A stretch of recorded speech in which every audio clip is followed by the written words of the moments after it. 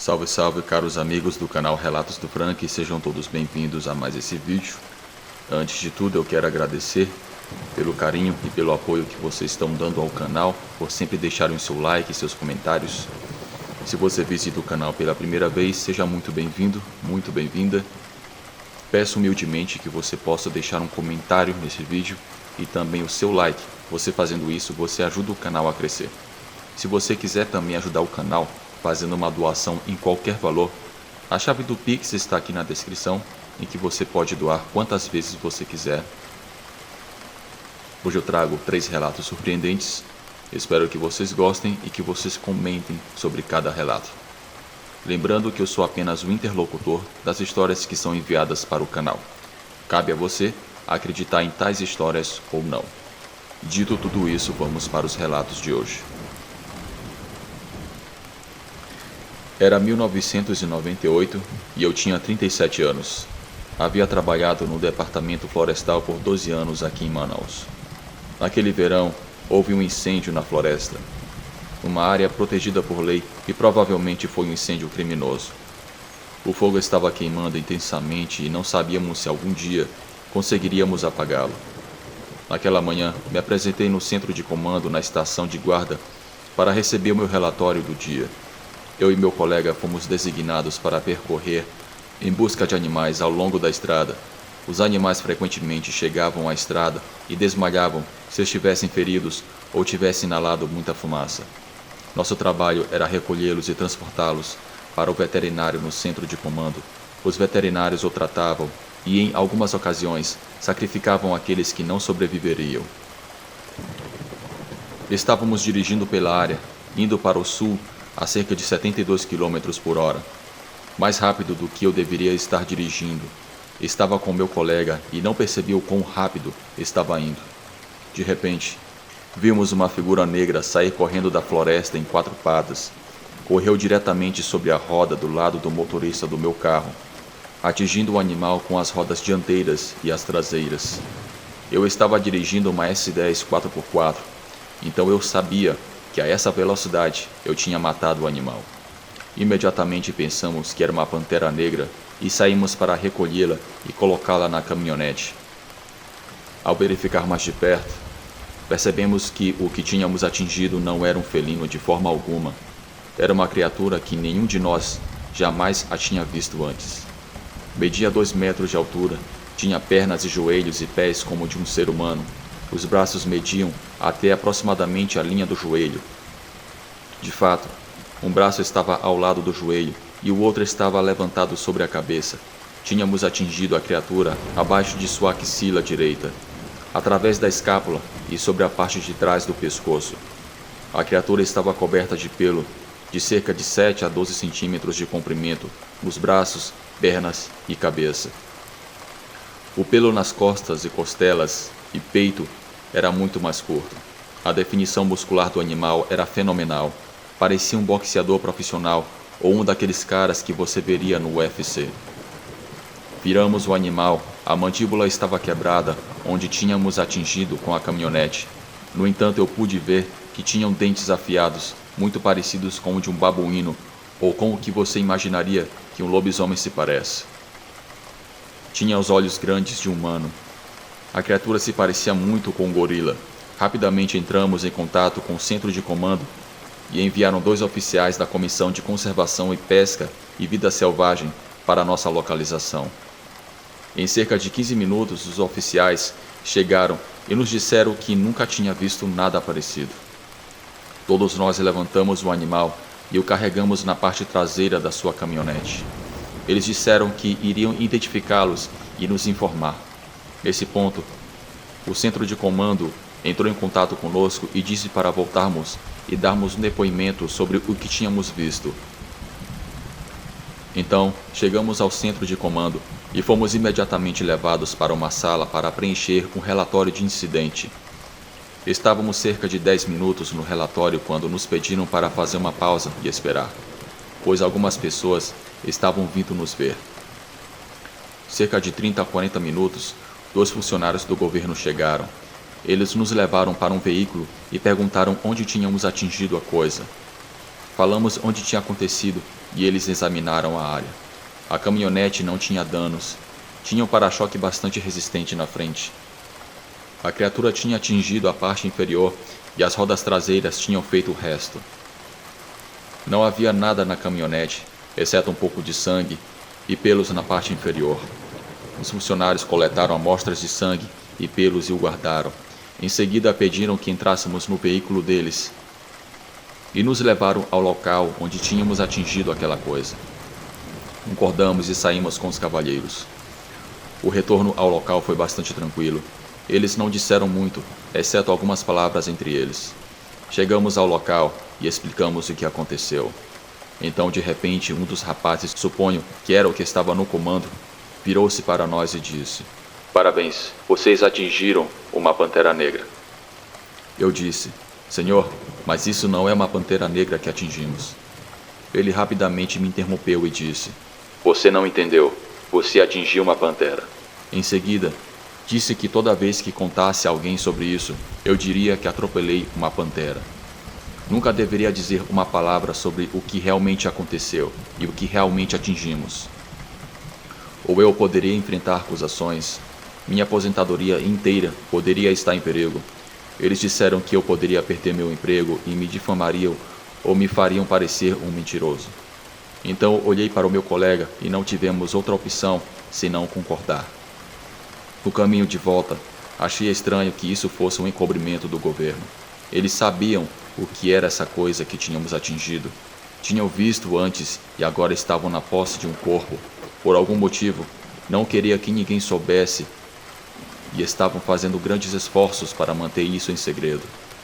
A principal razão pelo qual estou contando a minha história e enviando para o canal é que espero que uma das 3 pessoas, meu colega e 2 funcionários da Comissão de Conservação e Pesca e Vida Selvagem, se apresentem.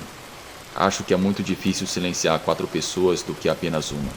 As pessoas precisam saber que essas coisas estão lá fora e que são reais.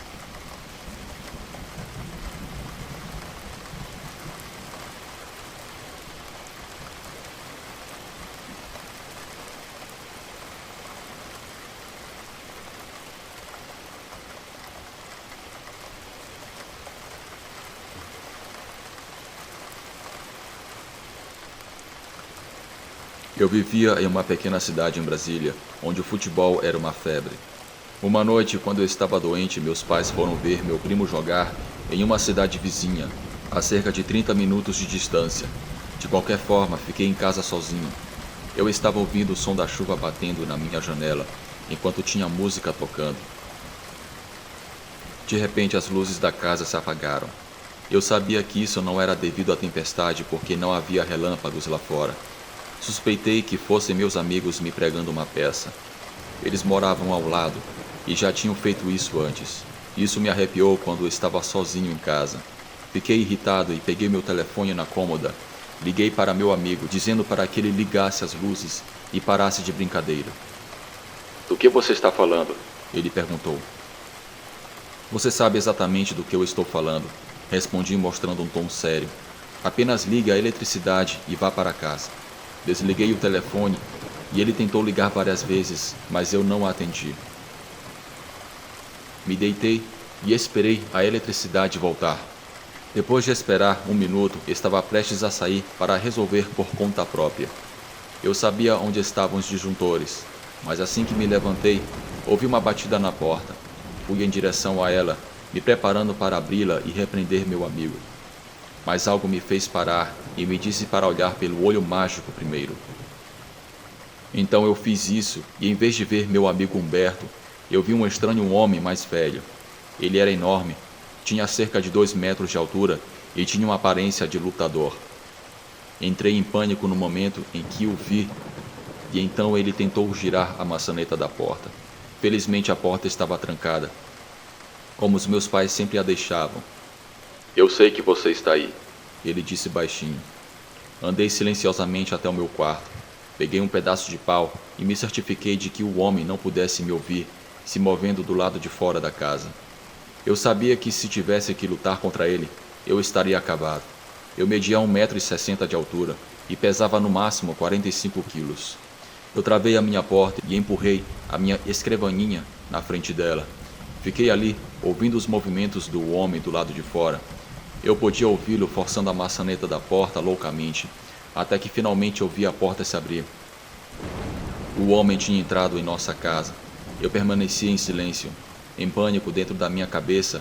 Eu ouvia a voz daquele homem andar e perguntar onde eu estava. Ele começou a se aproximar do meu quarto e bateu na porta uma vez. Eu estava pronto para usar o meu taco se ele entrasse, mas justamente antes de bater a porta pela segunda vez, ouvi sirenes descendo a rua. Ele correu para fora da casa e desapareceu. Aquelas viaturas nem sequer estavam vindo para cá, apenas passaram com suas sirenes ligadas, por coincidência, indo para outra ocorrência, mas sempre serei grato pela coincidência que salvou a minha vida.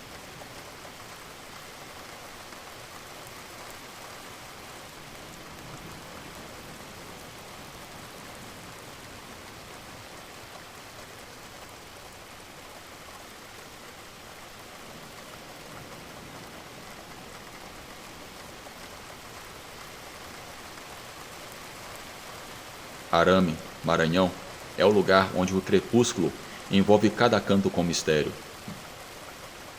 Naquela pequena e normalmente tranquila cidade, uma lenda começou a tomar forma, alimentada por fofocas entre vizinhos e olhares cautelosos na escuridão da noite. Ali a vida segue com a lentidão característica dos lugares pequenos, mas há algum tempo um rumor inquietante quebrou a calma habitual. A presença de uma criatura que alguns se atrevem a chamar de lobisomem. Sócrates e Ana, um jovem casal que recentemente começou a construir sua vida nesse local intrigante, estão no centro dessa história.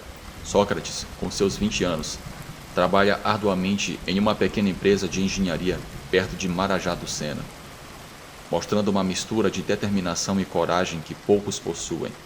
Ana, por sua vez, compartilha com o marido a juventude e o espírito de aventura, mas também uma cautela que a fez ouvir atentamente aos relatos dos vizinhos sobre a criatura noturna. O casal se mudou para lá com sonhos e planos, sem imaginar que seu novo lar se tornaria o cenário de eventos estranhos que desafiariam sua percepção da realidade. Antes de sua chegada, os inquilinos anteriores haviam abandonado a propriedade, deixando para trás histórias de estranhos acontecimentos noturnos e de uma figura esquiva que era vista na escuridão, arranhando as grades e janelas. A princípio, Ana disse que não acreditava naquelas histórias. A normalidade de seus dias começou a ser interrompida por ruídos inexplicáveis e pela sensação de que algo ou alguém rondava sua casa de noite. A situação atingiu um ponto crítico em uma noite de lua cheia, quando Sócrates, impulsionado por uma mistura de coragem e desespero, decidiu enfrentar a entidade que perturbava sua paz. A vida de Sócrates e Ana em Arame transcorreu com normalidade até que uma série de eventos estranhos começaram a perturbar suas noites. Os inquietantes rumores sobre uma criatura semelhante a um lobisomem que os moradores comentavam com medo logo se tornariam uma aterradora realidade para aquele jovem casal. Os sons de algo ou alguém arranhando as grades e janelas e os uivos dilacerantes que rompiam o silêncio da noite tornaram-se frequentes.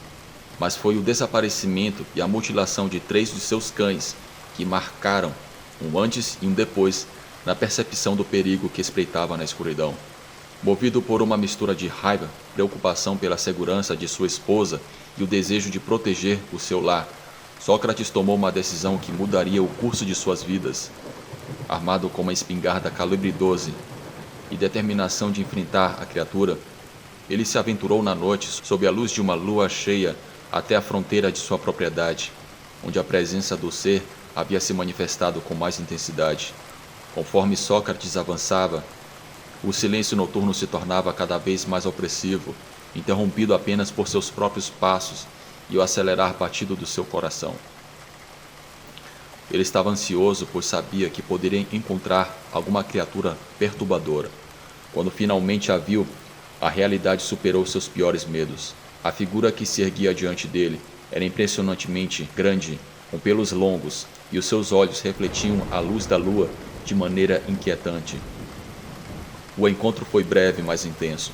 Sócrates disparou sua espingarda no ato de reflexo e pânico, antes de virar-se e correr para sua casa. Ele conseguiu entrar e fechar as portas, apenas processando o que acabara de acontecer. Surpreendentemente, a criatura não o seguiu, apenas confrontou Sócrates. Sócrates ligou para o escritório do delegado relatando o incidente. O que se seguiu foi uma mistura de incredulidade e preocupação por parte das autoridades e dos vizinhos. A história de Sócrates e Ana já não era mais apenas um rumor entre moradores da cidade. Tornara-se o último capítulo de uma lenda em crescimento. A lenda da criatura descrita como lobisomem pelos moradores parece ter suas raízes no tecido da própria história local. Antigos relatos transmitidos de geração em geração falam de uma presença nas matas circundantes que antecede a fundação da cidade. Esses relatos mencionam um ser de grande porte com características tanto humanas quanto animais, capaz de emitir uivos dilacerantes que ecoam pelas noites. Alguns dos moradores mais antigos lembram-se de histórias contadas por seus ancestrais sobre encontros com essa criatura, principalmente em época de quaresma. Esses encontros raramente eram hostis, descrevendo mais uma criatura como esquiva, tentando evitar o contato humano. No entanto, a mutilação de animais e os ruídos noturnos têm sido constantes nas histórias relacionadas a esse ser, alimentando o medo e a especulação sobre a natureza e origem dessa criatura. Independentemente de sua verdadeira origem, a criatura deixou uma marca na cidade. Meu nome é Fabrício. Sócrates, meu amigo, me contou sua experiência, então eu decidi adaptá-la a um relato e enviá-la para o canal. Depois de tantos anos, Sócrates e sua esposa afirmam que lobisomens são reais e que sua experiência também foi real.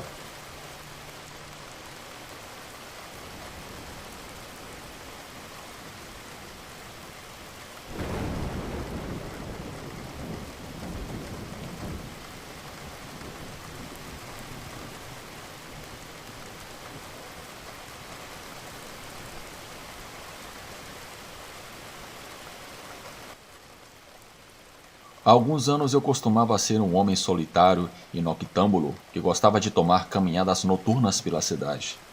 A escuridão sempre me atraiu e encontrar paz nas noites tranquilas me permitia escapar da monotonia da minha vida cotidiana. Uma noite, enquanto passeava pelas ruas desertas iluminadas pela tênue lua, notei algo incomum na esquina da rua. Lá parado na penumbra, havia um homem muito alto e enigmático que não se movia. Era quase impossível ver o seu rosto, mas eu senti seu olhar fixado em mim enquanto me aproximava. Um frio recorreu pela minha espinha e um incômodo sentimento se apoderou de mim. Então decidi mudar o rumo do caminho e voltar para minha casa. Ao dar a volta na esquina, meus passos se aceleraram e comecei a caminhar mais rápido que costumava. No entanto, o sentimento de que alguém me seguia não me abandonava. Eu ouvia passadas rápidas atrás de mim, mas cada vez que eu olhava para trás não via ninguém lá. Meu coração começou a gritar com força e uma sensação de paranoia me invadiu. Eu decidi não pensar naquilo e chegar em casa rapidamente. Tomei atalhos através de ruas menos transitadas. Porém, cada vez que eu entrava em uma esquina, a mesma figura alta e escura parecia em algum ponto, sempre me observando com um olhar penetrante. Comecei a duvidar da minha sanidade. Acreditei que estava sendo perseguido por algum tipo de entidade maligna. Finalmente cheguei à minha casa e fechei a porta com um suspiro de alívio. Mas o medo não me abandonou. Meus pensamentos continuavam sendo atormentados pela imagem do homem na esquina e pelas misteriosas passadas que me seguiam. Tentei me convencer de que só era produto da minha imaginação e do ambiente espeluznante da noite. Mas eu não podia evitar me sentir observado, inclusive dentro da minha própria casa. Decidi me distrair vendo televisão, mas cada sombra e som pareciam tomar vida própria. O silêncio só era interrompido pelos batimentos do meu coração e meus pensamentos inquietantes. Me sentia cada vez mais preso em um tipo de pesadelo do qual eu não podia escapar. Passaram as horas. e o relógio marcava as 3 da madrugada. O sono finalmente me venceu e eu decidi dormir na cama. Fechei os olhos com força, desejando que tudo fosse uma ilusão criada pela minha mente cansada. Mas na escuridão da minha sala, eu podia sentir uma presença, como se alguém estivesse junto a mim. Então eu escutei um sussurro sinistro em meu ouvido. Eu estive esperando por você. Sussurrou uma voz gelada e desconhecida. Meus olhos se abriram rapidamente e a figura alta e escura estava parada no final da minha cama. Eu fiquei paralisado de medo, incapaz de me mexer ou gritar. Observei, impotente enquanto a figura se aproximava lentamente de mim. Eu senti sua fria mão sobre meu ombro e o bafo gelado no meu rosto. Estava aterrorizado, sentindo que minha vida estava em perigo iminente. Mas antes de poder reagir, acordei abruptamente.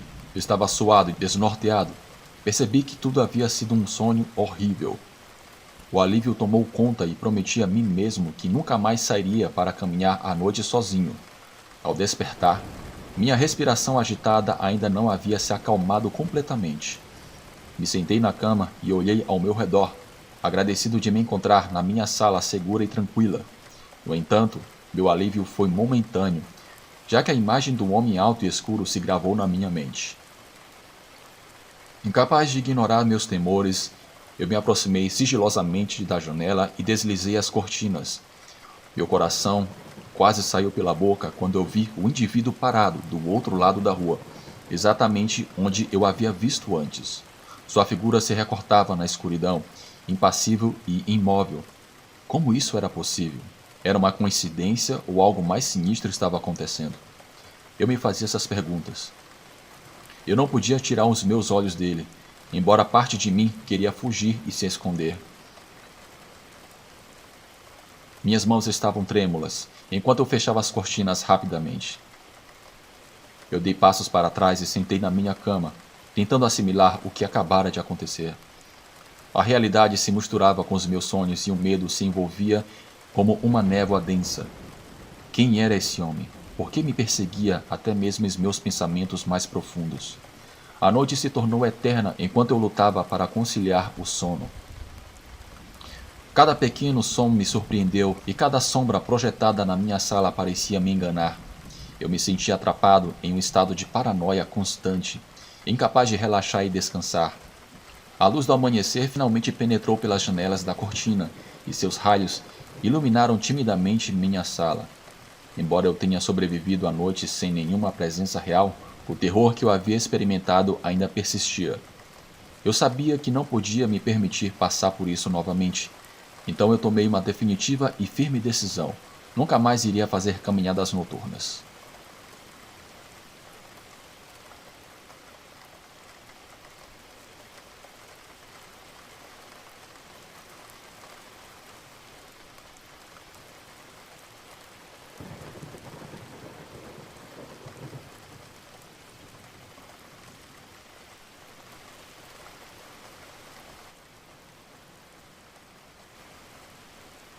Olá, eu me chamo Heitor. Eu tenho 53 anos e moro em Brasília.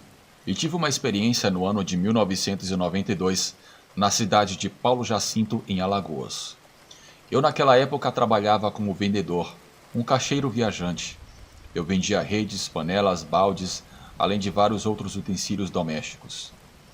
Eu tinha vários clientes em Quebrangulo, Mar Vermelho, Viçosa, todas as cidades vizinhas ali de Paulo Jacinto.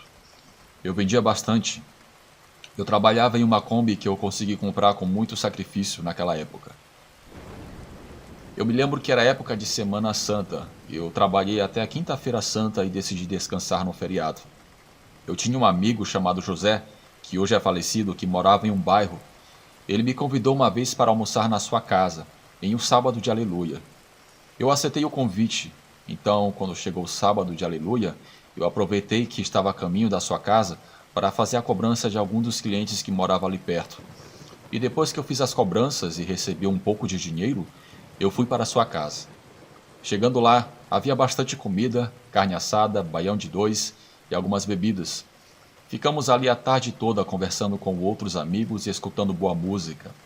O tempo foi passando até que anoiteceu Eu decidi voltar para casa. Eu entrei na minha Kombi e entrei na estrada de terra.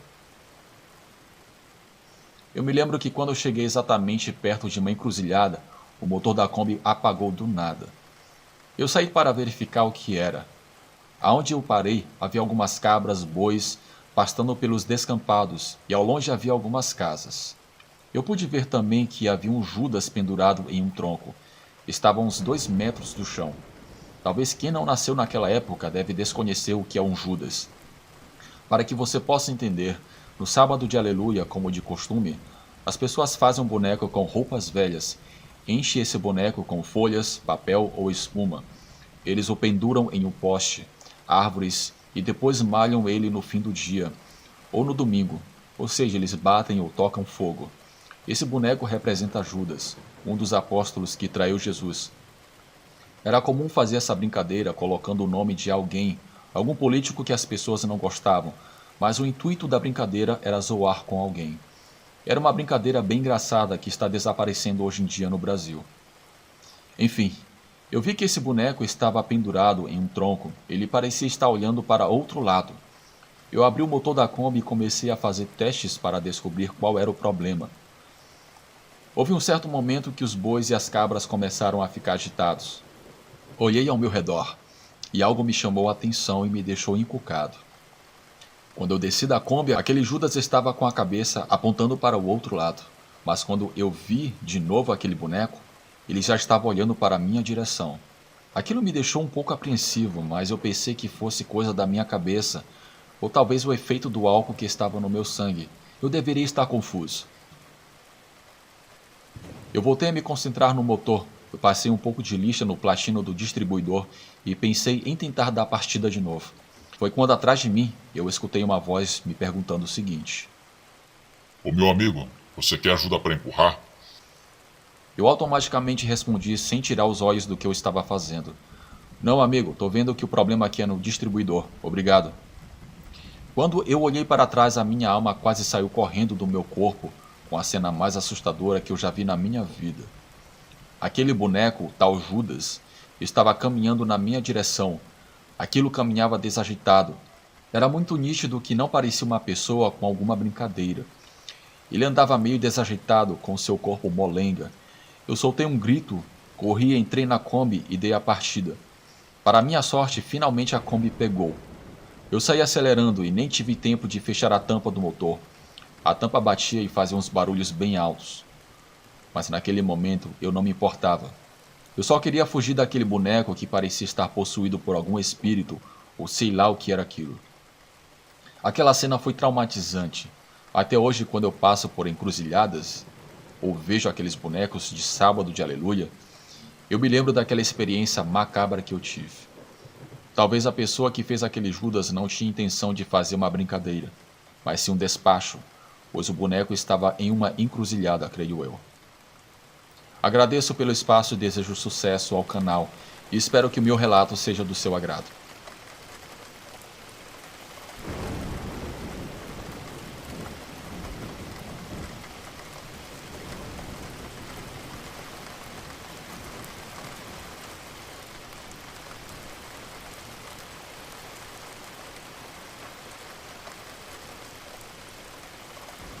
Olá, o meu nome é Girlene. Eu moro em Curitiba, Paraná e quero relatar um fato ocorrido em 1988. Não é algo sobrenatural, mas é muito assustador e bizarro, e aconteceu com meu tio Eduardo, que trabalhava como caminhoneiro naquela época. Meu tio estava viajando em direção a Santa Catarina pela BR-376. Ele estava levando uma carga de utensílios de limpeza. Ele conta que era tarde, o céu estava meio nublado e ameaçava chover a qualquer momento. Ele dirigia um caminhão Scania, mas teve um momento que ele viu parada no acostamento uma mulher. Essa mulher fez sinal para o meu tio parar. Tio Eduardo disse que a mulher usava roupas um pouco velhas, calça jeans azul, uma camisa branca e segurava um cachorro enrolado em um pano branco. Ela aparentava ter uns 20 anos e pediu uma carona ao meu tio para levar o seu cachorro ao veterinário que ficava na cidade de Guaruva. Meu tio resolveu dar uma carona para aquela mulher. Ela parecia apreensiva. Tio Eduardo viu que o cão estava imóvel nos braços daquela moça. Era um cachorro do tipo caramelo, Meu tio ficou curioso e perguntou o que aconteceu com o animal. A mulher disse que o cachorro estava doente, mas não quis dar muitos detalhes. Tio Eduardo não se convenceu muito daquela história, mas foi seguindo seu caminho. A mulher estava muda e olhava para todos os lados com uma certa ansiedade. De repente, em um certo trecho, ela pediu para ele parar o caminhão. Ela disse que iria descer ali, sendo que faltava bastante quilômetros para chegar em Guaruva. O meu tio ficou meio confuso, pois, aonde ela pediu para parar, só havia mato dos dois lados. O meu tio ofereceu ajuda, mas ela disse que não precisava mais. Ela tinha que descer ali. Tio Eduardo, confuso, não disse nada. A mulher desceu do seu caminhão e ele seguiu viagem. Quando meu tio estava quase chegando em Santa Catarina, lá por volta das 11 horas da noite, ele parou para jantar em um posto de gasolina. Enquanto ele jantava, ele estava vendo o noticiário local. Foi quando ele viu algo que lhe deixou sem palavras. Havia uma notícia de que policiais rodoviários haviam prendido uma mulher, e era a mesma mulher que lhe havia dado carona horas atrás. Ele a reconheceu na hora. O motivo foi asqueroso e bizarro. Ela foi presa em flagrante por tráfico de drogas. Aquele pobre cão estava sem vida. Antes do meu tio dar carona para aquela mulher, o pobre animal tinha sido aberto horas antes. Todos os seus órgãos foram retirados e, no lugar, foram colocados quantias de drogas. Aquela mulher era uma mula e estava indo entregar a droga em algum outro lugar. Meu tio ficou indignado com aquela situação. Como uma pessoa poderia ser tão mal a ponto de fazer aquilo com um animal inocente? Desde aquele dia, tio Eduardo disse que nunca mais deu carona para ninguém na estrada. Mas ao menos ficou feliz que aquela mulher foi parar atrás das grades. Obrigado por ouvirem o meu relato. Boa noite.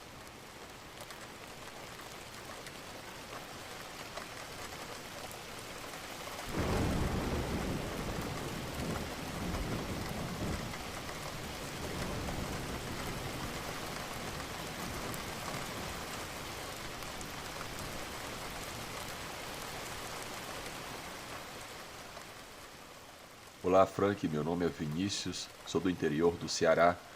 A cidade se chama Tejuçuoca, bem próxima de Itapajé. O relato que vou contar foi contado pela minha avó quando eu era mais novo.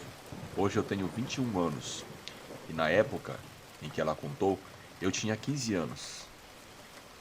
Minha avó, Maria, contou que na década de 80 morava em uma casa de taipa com meu avô e seus filhos. Nessa época, a casa era bastante deteriorada devido às dificuldades enfrentadas naquela época. Naquela época já se falava sobre lobisomens, e algumas pessoas daqui já haviam presenciado um ser que andava pelos caminhos próximos. Não havia muitas casas nem energia elétrica, todas eram afastadas umas das outras, e havia muita mata, aumentando as chances de encontros misteriosos. A partir desse ponto, vou contar essa história como se fosse minha avó narrando para vocês. Em uma noite de sexta-feira para sábado, lua cheia, eu estava arrumando as coisas para que todos na casa fossem dormir, como de costume. Na época, tínhamos uma cachorra na casa que havia acabado de parir. Os filhotinhos ainda eram muito novos e ficavam do lado de fora da casa, já que eu não os deixaria dentro de casa. Em determinado momento da noite, ouvi alguns barulhos do lado de fora no quintal e fiquei atenta. Eu fiquei em silêncio, já que todos estavam dormindo. Inclusive meu marido Raimundo, que gostava muito de beber e estava praticamente desmaiado de tanto que bebeu. Eu estava sempre em alerta, pois somente eu poderia vigiar a casa. Os barulhos aumentaram e pude ouvir algo como um cachorro rouco e cansado, misturado com um som de porco. Era estranho, mas eu sabia que não era um cachorro comum. Então, um cheiro forte de carniça subiu no ar, e do lado que dava para o quintal, onde havia um buraco com um pano cobrindo, percebi que algo se aproximava da cachorra. Decidi olhar pelo buraco e me arrepiei ao ver algo parecido com um cachorro grande e, ao mesmo tempo, um porco preto e peludo.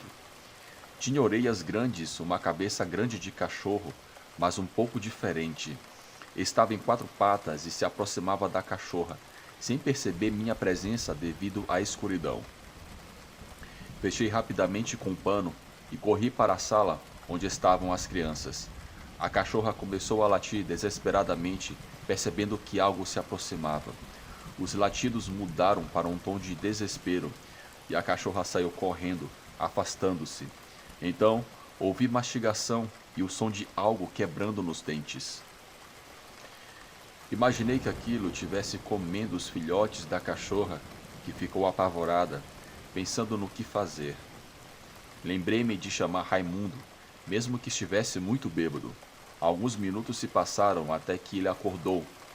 Ele estava totalmente ébrio e perguntou: "O que foi, Maria? Por que você me acordou?"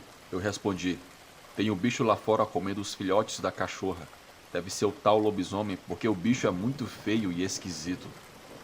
Ele se levantou, pegou uma foice amolada que usava no roçado, abriu a porta do quintal e gritou bem alto: "Cadê tu, bicho nojento?" O C percebeu nossa presença, mas por algum motivo não nos atacou. Logo em seguida, saiu correndo, pulou um cercado do quintal e, quando se afastou, soltou um urro muito alto, misturado com um som de cachorro e grito humano, desaparecendo na mata junto com a escuridão. Ao verificar, vi que todos os cachorros foram devorados. Havia restos e um líquido vermelho no chão. Uma verdadeira carnificina, muito triste. Minha avó disse que nunca descobriram quem era o lobisomem, e o mistério persiste até os dias de hoje. Nessa época, algumas pessoas se depararam com esse ser quando voltavam para suas casas tarde da noite, pois às vezes fazia festas até tarde, e os homens andavam com facas para se protegerem. Até hoje, meu pai e minha tia ainda contam essa história quando começam a falar sobre lobisomens, pois naquela época já eram nascidos e entendiam as coisas. Bem, Frank, esse foi meu relato. Espero que todos gostem e agradeço a você por narrá-lo. Até o próximo relato, pois eu tenho vários bem aterradores. O interior guarda muitos mistérios sinistros e quem vive em locais assim entenderá o que eu estou falando.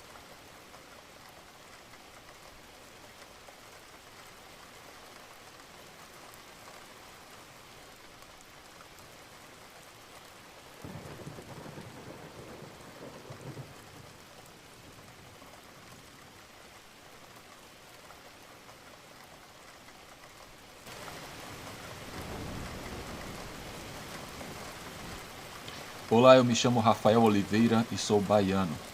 Há alguns anos atrás, eu estava trabalhando como coordenador de segurança em uma empresa de construção que estava encarregada de realizar uma obra em um trecho rodoviário no estado de Sergipe.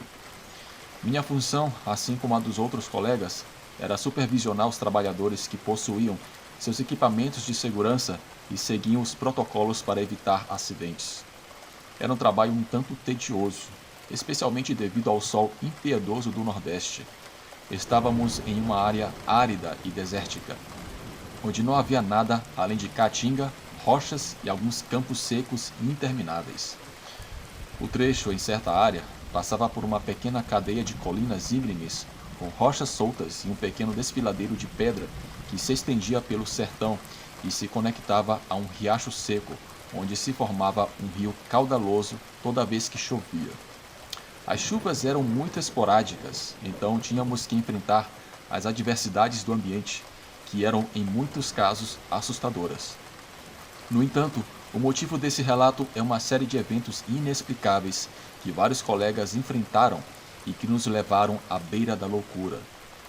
Durante uma certa noite, a obra foi prolongada devido à necessidade de entregar um determinado trecho para evitar problemas, e os turnos foram estendidos.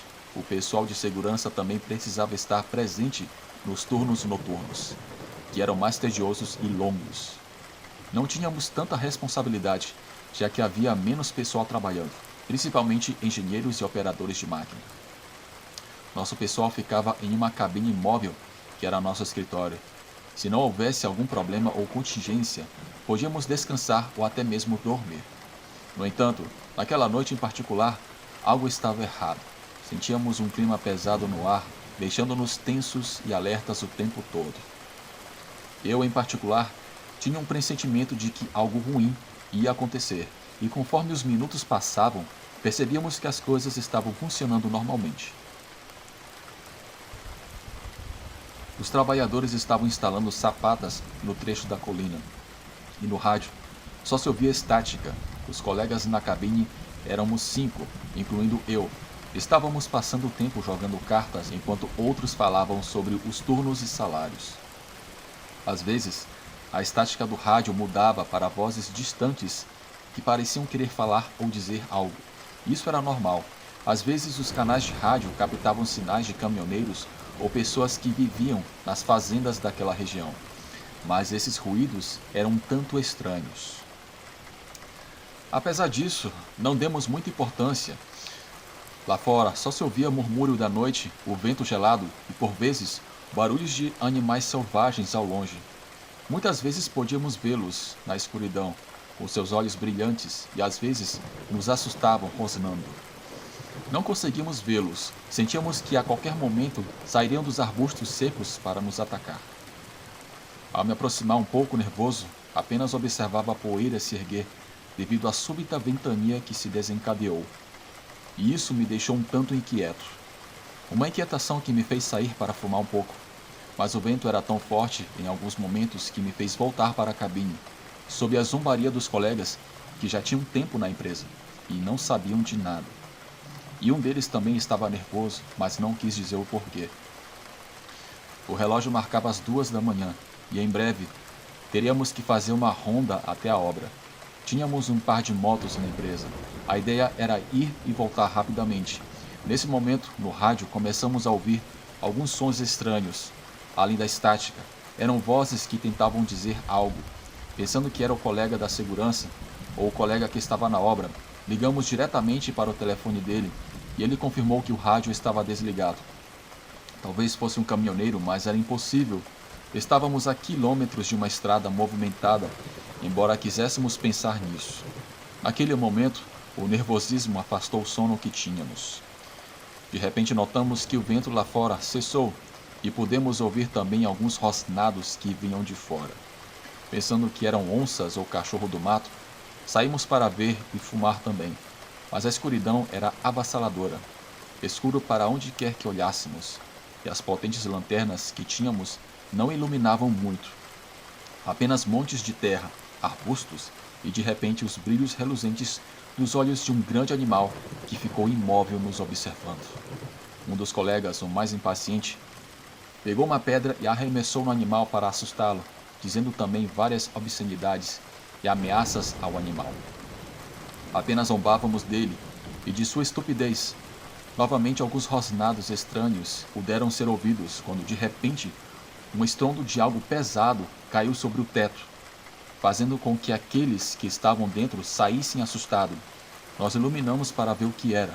Estávamos no meio do nada e não havia uma colina próxima para pensar que poderia ter sido uma pedra.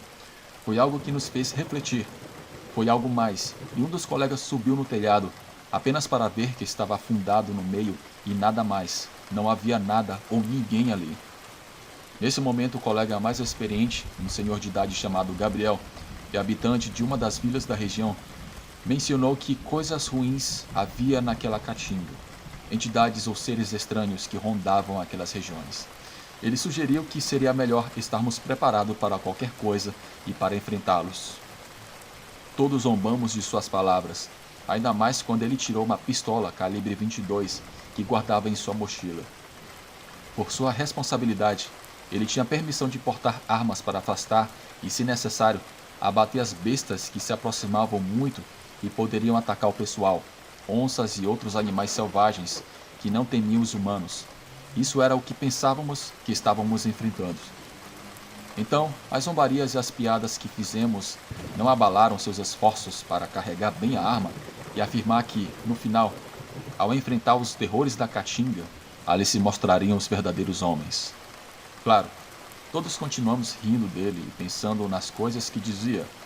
Tínhamos a impressão de que ele queria nos assustar contando histórias sobre esses seres fantásticos, provenientes apenas de sua imaginação.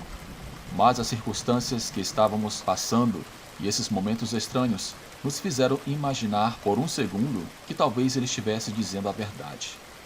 Embora não quiséssemos nos deixar influenciar por aquele fim, porque afinal imaginávamos que isso seria o que o velho Gabriel queria. Apesar disso, precisávamos continuar com o nosso trabalho. Assim, um par de colegas saiu para investigar e percorrer o perímetro onde as ferramentas e as maquinarias estavam guardadas.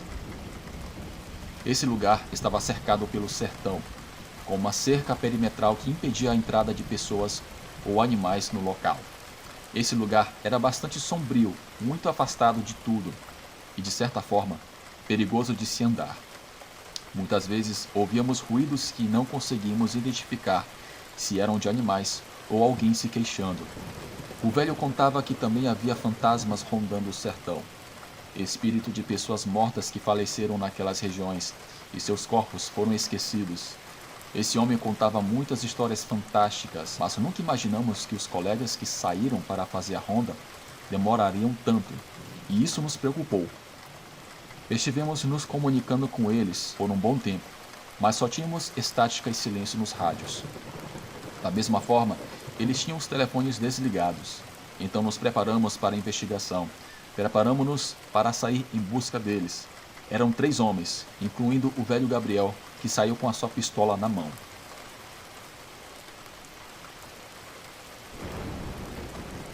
Ao perguntar por que ele fazia isso, se não estávamos indo lutar com alguém ou matar algum animal, ele afirmava que tinha um mau pressentimento, que era melhor estarmos prontos para qualquer coisa do que ser surpreendido.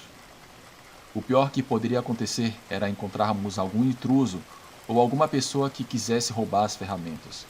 Claro que não íamos matá-lo, mas pensávamos em intimidá-lo ou impedir qualquer tentativa de roubo. Ao sairmos novamente, a leve ventania se fez sentir, levantando poeira. Decidimos caminhar por um longo caminho cercado até o pátio de manobras. Enquanto caminhávamos, o velho guarda nos contava histórias sobre o seu povo, seu avô e seu pai. Eles sempre viveram naquela região e eram descendentes de escravos. Muitos desses escravos sabiam trabalhar na terra ou buscar maneiras de conseguir água em meio à seca. Gabriel contava que sempre viveram em alerta porque houve uma época em que essas áreas, em particular, viam seres estranhos animalescos saindo de sei lá de onde para atormentar as pessoas, roubando gado ou crianças pequenas de suas casas que desapareciam. Ninguém mais os encontrava, até que alguém, por acaso, encontrava seus ossos amarelados secando ao sol.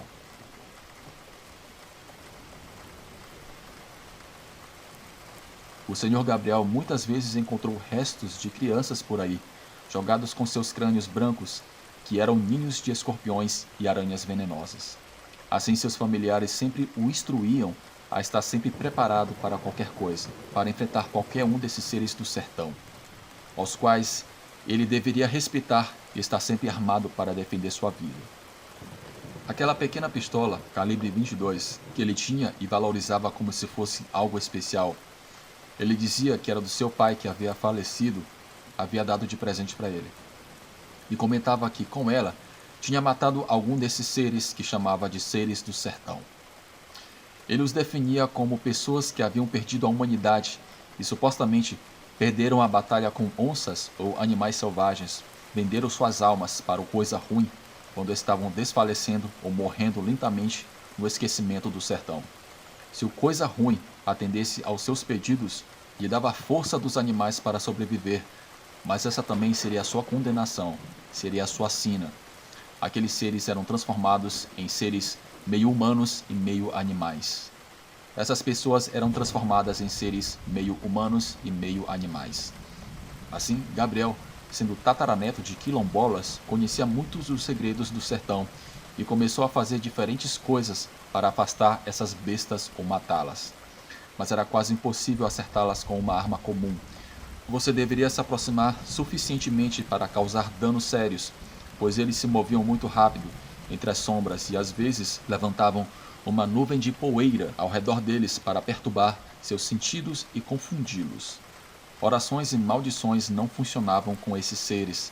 Apenas coragem e uma faca afiada na jugular poderiam fazer a diferença entre a vida e a morte. No entanto, o pai dele arriscava matá-los com aquela pequena pistola.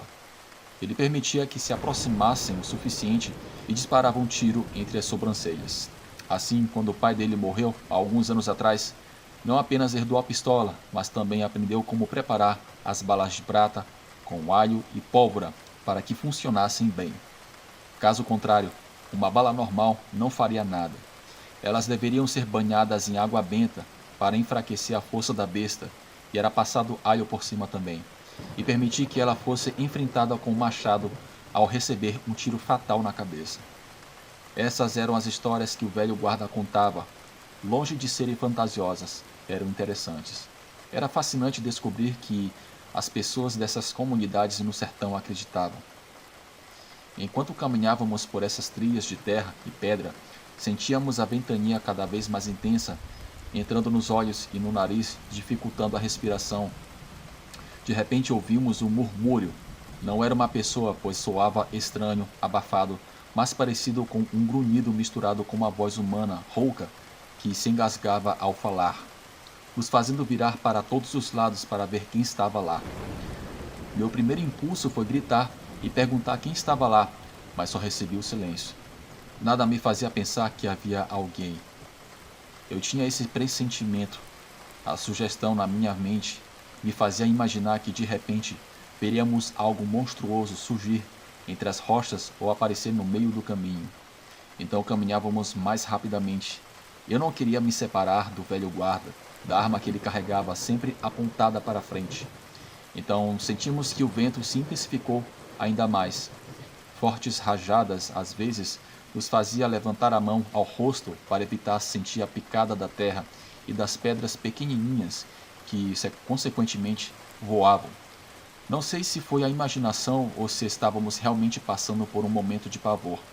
De repente, vi passar rapidamente um quadrúpede. O velho Gabriel teve uma ideia em sua mente e ficou estático.